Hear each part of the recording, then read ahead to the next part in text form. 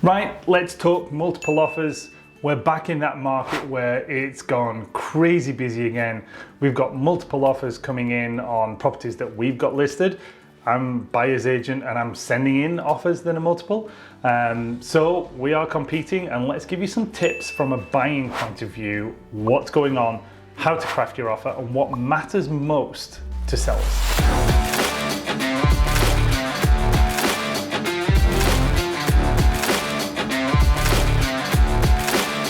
Hey everyone, it's Richard Payne here from Halifax Homes and Lifestyles in Halifax, Nova Scotia at eXp Realty. Can't forget the brokerage. And we wanted to go through some quick tips in terms of, we've just been through the situation with some clients of ours who had their house listed and we got multiple offers. So we wanted to give you some clues as to how we came about looking at analyzing, deciding which particular offer to come in, because we had 8 offers in total and we had to sit down with the sellers and say, okay, based on the information that's in these offers, which one do we think is actually the right one to choose? So let's give you just 4 tips from a buying point of view. I can't give you all the tips because, you know, like that would be giving you way too much information. So it would also make for a pretty long video. But let's get into some of the top things that the sellers were considering and looking at when we were deciding which offer. So the first thing, and it's kind of one of those things you can guess what the number one is it does come down to the price. When you're looking at this many offers from a seller's point of view, like the first thing that people are going to do is to say, okay, well, let's look at the spread of the prices. Let's work out, like, you know, who's at asking price and who's like at the very top, and kind of then let's kind of put them in order and then start dealing with them from there. So the first thing, unfortunately, it does come down to price. But at a very, very close second, it does then come down to conditions. So that was the next thing that we really wanted to focus on, was go, okay, let's have a look at the conditions that each of these offers has got in place. Let's then have a look at the dates that they've got on those conditions, because let's think about this from the seller's point of view. Like, once you've accepted an offer on your house, the next nervousness that sellers are going to go through is, when are they doing all of their inspections and removing their conditions, and therefore I put the sold sign up on the house and everybody can start packing and getting towards closing date. So that's a very, very close second, because if people are coming in and they've got fairly strong offers, now, you know, it's not a brand new house that we were selling here, so we were expecting inspections, we were inspecting well quantity on water quality and septic inspections. But, you know, it's always interesting when you look at offers and some people say, do you know what?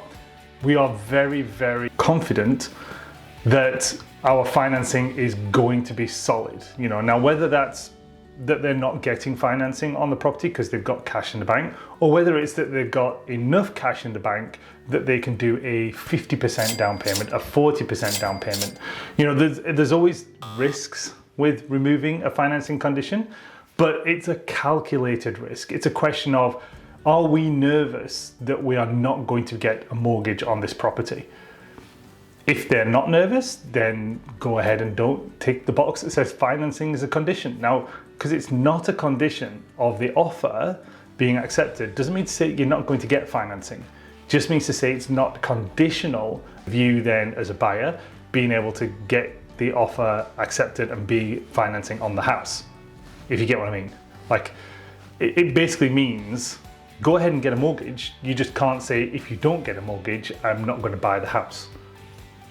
So that's the way that kind of situation works. So that was the next thing that we were looking at. Now the third thing after that, and this is where a good buyer's realtor will talk to the listing realtor, is basically the closing date. Because with the best will in the world, everybody says they're negotiable, but there's a date in mind. Everybody's got this idea in their head of like, oh yeah, the end of July would be a great time because we can get the kids through school, spend a bit of time packing up, load up the trailer, get the U-Haul, the movers, whatever, and actually hit the road and off we go. So this is where, like, and I'm amazed because some of the people, some of those buyer's agents did not even phone me.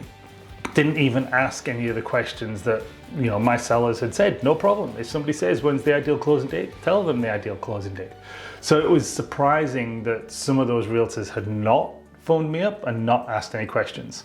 So like, that's always one of those things that from a buying point of view, I want to be really strong in terms of talking to the agent who's selling the property and finding out any details that they can actually tell me that will make our offer stronger.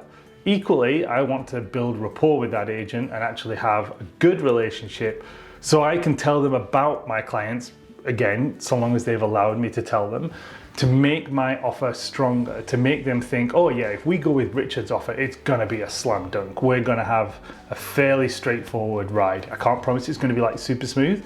I do make it as smooth as I possibly can, but it's all about making sure that everything is above board and we are good and my clients are solid. We're not gonna have any issues here, etc., etc.